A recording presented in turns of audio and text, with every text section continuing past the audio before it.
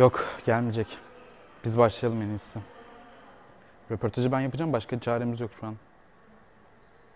Yani 1 saat oldu. Neyse ben başlıyorum. Merhaba, ben Toygun. 2. sınıf sinema ve dijital medya öğrencisiyim. Aslında bu benim de içinde bulunduğum bir belgesel değildi. Kamera karşısına geçip sizinle konuşmayı planlamıyordum. Neyse ben en başından anlatayım en iyisi.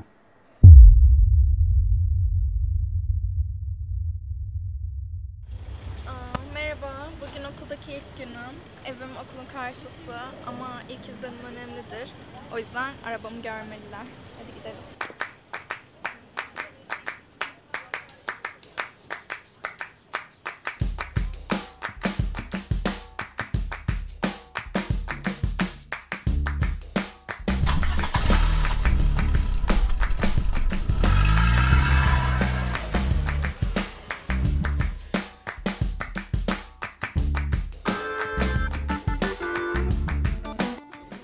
Kampüste bir Starbucks olması çok güzel. Ders saatlerinde gelmek için birebir.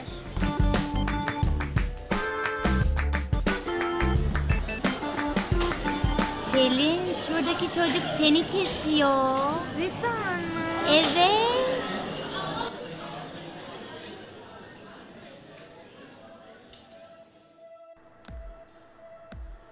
Hocalarımız bizden bir belgesel çekmemizi istemişlerdi.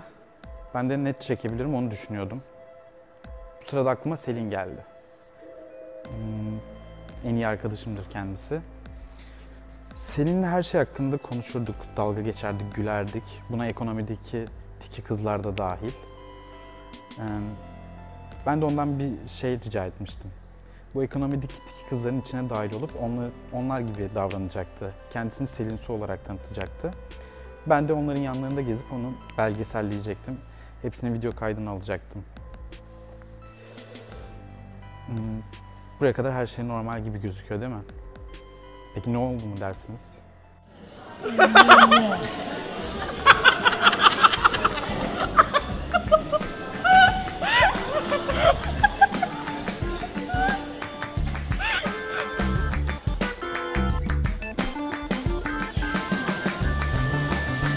Oha kızım, çocuk galiba seni yazmış itirafa.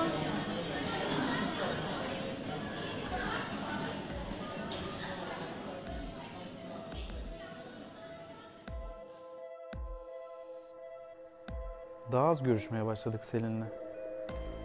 O yeni tiki kız arkadaşlarıyla daha fazla vakit geçiriyordu. Bu arada tikiliği kötü bir şey olarak görmüyorum. Sadece role kendini fazla kaptırmış gibiydi. Yani olmak istemeyeceği birine dönüştü. Ben de okuldakilerin düşüncelerini merak edip okulda sorular sormaya başladım. Pardon, bir soru sorabilir miyim? Tabii. Okula yeni gelen kız hakkında ne düşünüyorsun? Selin Su'yu soruyorsun sanırım. Evet. Vallahi Selin biraz tuhaf bir tip, yani kibirli bir tipe benziyor. Pek sevmiyorum kendisini, sevmedim yani. Derslere böyle sürekli böyle hasaçları harika bir şekilde mükemmel bir kızmış gibi geliyor ama bence hiç sevmedim ben o kızı. Peki, teşekkür ederim. Rica ederim. Onu becermek istiyorum.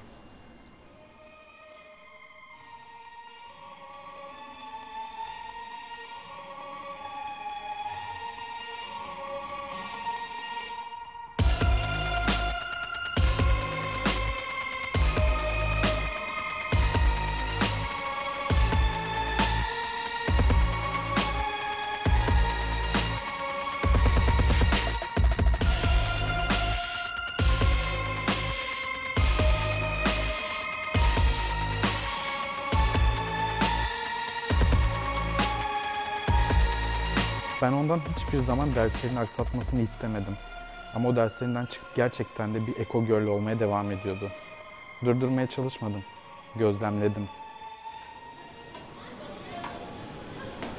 Derse girmekten vazgeçtim. Hiç ders havası yok ya.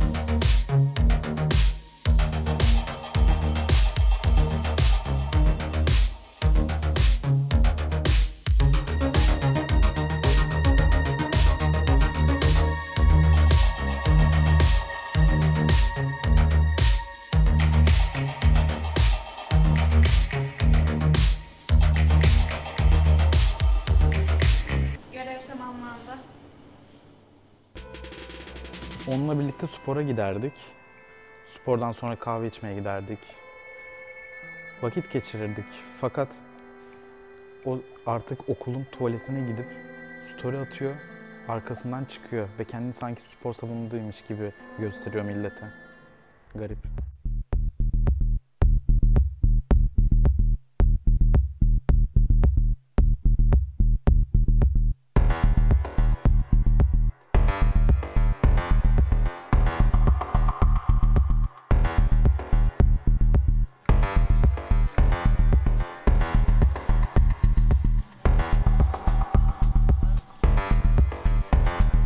Babişkom yine geciktirmiş para yatırmayı.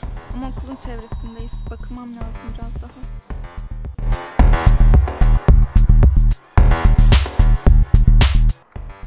Hiçbir zaman giymeyeceği kıyafetlere bakıp onları alamamaktan şikayet etmeye başlamıştı.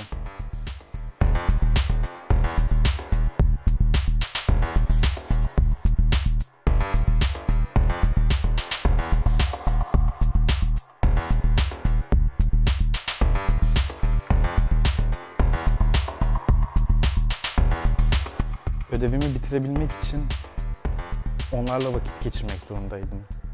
Onlar nereye giderlerse gitsinler yanlarında oluyordum.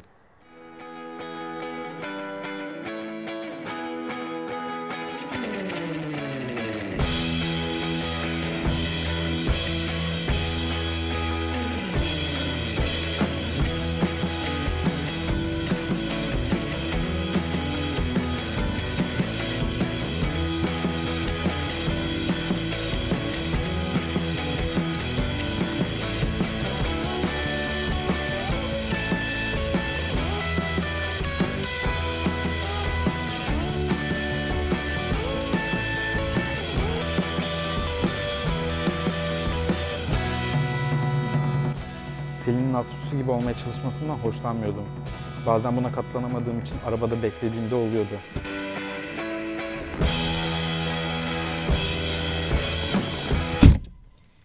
Aslısu evine döndü sonunda. Az önce yediğim şeyle asla doyacak bir insan değilim. Kan şekerim yerlerde.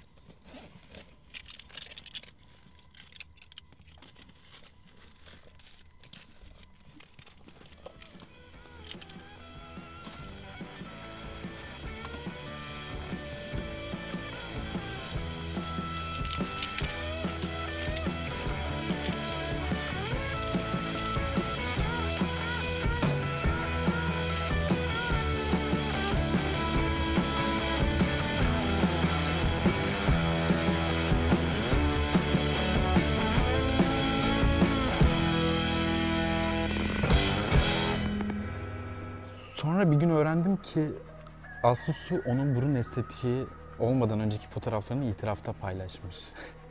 Selim bunu takmaz, hatta aramızda dalgasını geçer gülerdik yani. Ama o gün ona ulaşamamıştım. Tekrar ekonomiye gidip insanların düşüncelerini sordum ve fark ettim ki insanların düşünceleri olumlu yönde değişmeye başlamıştı.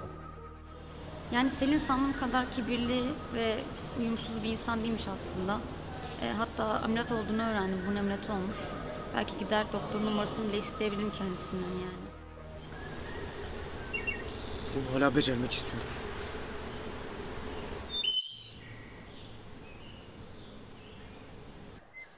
Tamam, herkesin değil. Ama sonra bir şey oldu.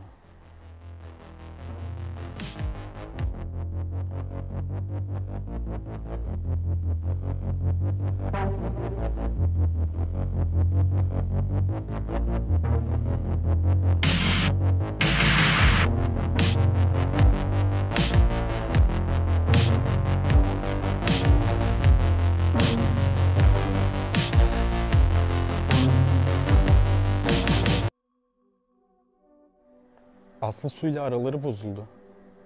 Selin gerçekten estetiksiz fotoğraflarını görünce kafaya takmış.